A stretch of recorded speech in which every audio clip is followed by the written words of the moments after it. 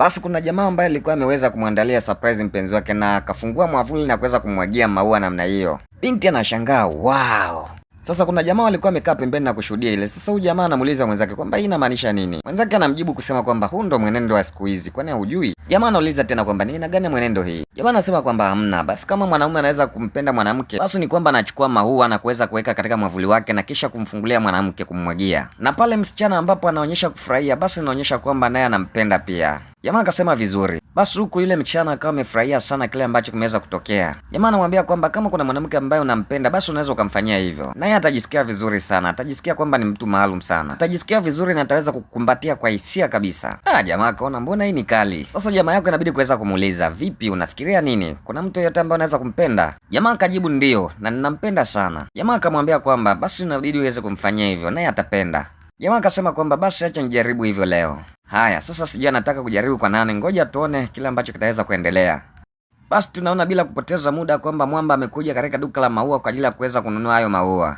Basi jamaa akawa amekabidhiwa maua yake. Sasa ni kwamba kilichobaki kuweza kulipa. Akatoa simu kwa ajili ya kuweza kufanya malipo kwa njia ya kuskani. Alipomaliza akaweza kumwonyesha message jamaa kwamba tayari amekwisha kufanya malipo. Alafu akaondoka zake. Sasa tunaona kwamba amempigia simu mhusika. Hello, uko wapi? Ikabidi aweze kumpa maelekezo kwamba aje kwenye parking chini ya mnara. Akamwambia ndio, njoo, ni surprise. Haya, basi akawa amemaliza kumpa maelekezo kisha mwamba akakata simu na kuweza kusubiria mtu aweze kufika.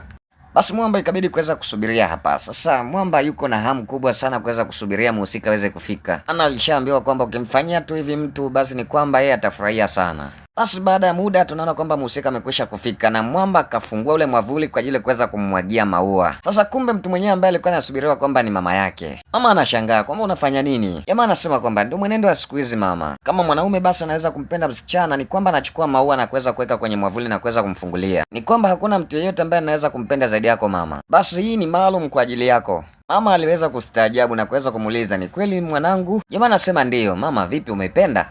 Mama anasema ndiyo, nimeipenda, tena nimeipenda haswa. Jamaa anasema kwamba mama anataka nikufanye uwe na furaha siku zote. Mama anasema kwamba mwanangu, ninafurahia sana kuwa na mtoto kama wewe.